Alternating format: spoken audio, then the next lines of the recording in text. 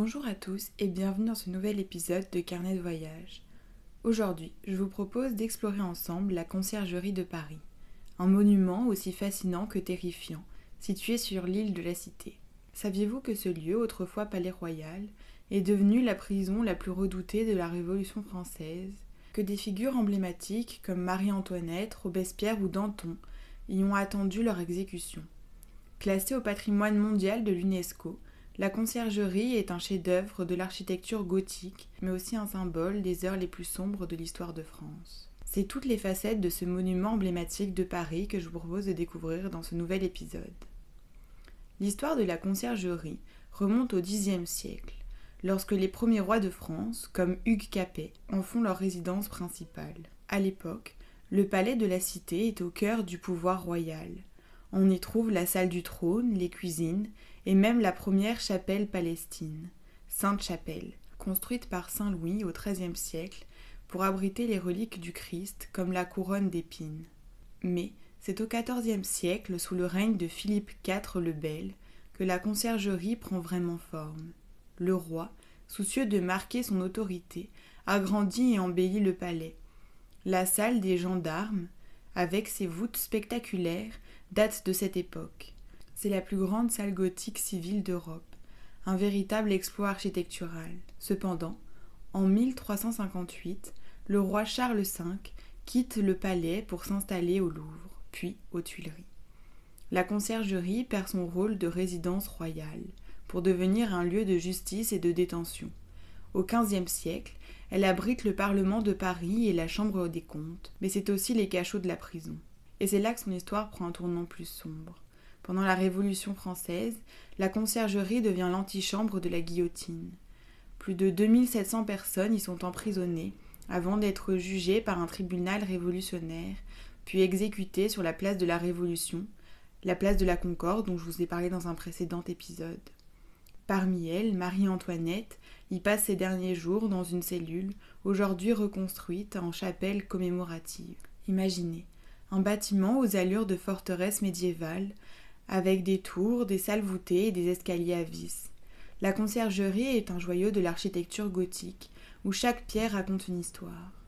À l'extérieur, la façade sur le quai de l'Horloge impressionne avec ses tourelles et ses fenêtres spectaculaires. Mais c'est à l'intérieur que le spectacle est plus saisissant. La salle des gendarmes, une forêt de piliers et de voûtes surcroisées d'ogives. Haute de 8,5 mètres, il servait de réfectoire pour les 2000 serviteurs du palais. Aujourd'hui, elle accueille des expositions temporaires. La salle des gardes, plus petite mais tout aussi majestueuse, était-elle réservée aux gardes du roi. La rue de Paris, un couloir médiéval qui donne accès aux anciennes cuisines, où l'on peut encore voir des fours à pain et les basses-fosses, c'est-à-dire des cachots plus redoutés. La chapelle des Girondins, un lieu émouvant où les prisonniers attendaient leur exécution. Une place commémore les 21 députés girondins guillotinés en 1793. La cellule de Marie-Antoinette. Reconstruite comme une chapelle, elle est devenue un lieu de recueillement. On y voit une statue de la reine et des objets lui ayant appartenu. Enfin, ne manquez pas la montre des horloges, un mécanisme du XIVe siècle, toujours en fonctionnement, qui actionne l'horloge du beffroi, la tour de l'horloge, symbole de la Conciergerie. La Conciergerie est entourée de nombreuses légendes et anecdotes. J'en ai sélectionné 5 qui, je l'espère, vous en apprendront un peu plus sur ce lieu chargé d'émotions. Le fantôme de Marie-Antoinette. De nombreux visiteurs et gardiens affirment avoir vu l'ombre de Marie-Antoinette errer dans les couloirs de la Conciergerie près de sa cellule. Certains disent même avoir entendu des sanglots ou des pas légers la nuit. Une légende tenace qui ajoute au mystère de ce lieu. La malédiction des prisonniers. Selon une croyance populaire, les murs de la Conciergerie seraient hantés par les âmes des condamnés à mort. Certains prisonniers, avant leur exécution, auraient maudit leur geôlier. On raconte que ceux qui ont torturé ou exécuté les innocents auraient été frappés par des malheurs, ou pire, retrouvés morts dans d'étranges circonstances.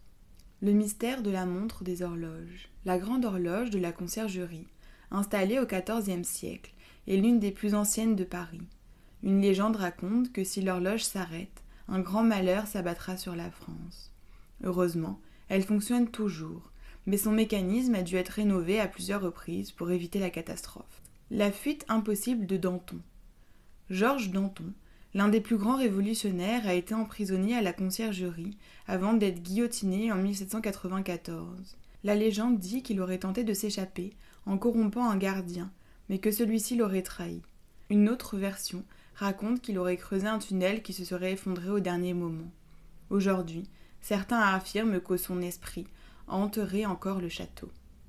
Le trésor perdu de la Révolution. Pendant la Terreur, de nombreux bijoux et objets de valeur, confisqués aux aristocrates, ont été entreposés à la Conciergerie. Une rumeur persistante prétend qu'une partie de ce trésor n'a jamais été retrouvée et serait toujours cachée dans les sous-sols du bâtiment. Des recherches ont été menées mais sans succès. Alors, serait-ce un mythe ou une réalité ? La Conciergerie a inspiré de nombreux artistes, écrivains et cinéastes. Voici quelques exemples marquants. En littérature, Victor Hugo l'évoque dans 93 comme un lieu de terreur pendant la Révolution. Alexandre Dumas, quant à lui, la mentionne dans La Reine Margot. Au cinéma, elle apparaît dans de nombreux films et documentaires sur la Révolution française.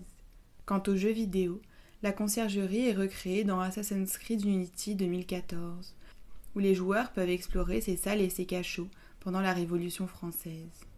Aujourd'hui, la Conciergerie est ouverte au public et fait partie des monuments les plus visités de Paris. Vous y profiterez d'un parcours historique avec un audioguide vous emmenant au travers des salles médiévales, des cachots et des lieux emblématiques. Il y a également de nombreuses visites guidées par des conférenciers qui y sont organisés. La Conciergerie est bien plus qu'un simple monument. C'est un voyage dans le temps entre splendeur royale et terreur révolutionnaire. Ces murs ont vu défiler des rois de France, des prisonniers célèbres et des fantômes du passé. Que vous soyez passionné d'histoire, d'architecture ou simplement en quête d'émotions fortes, ce lieu ne vous laissera pas indifférent.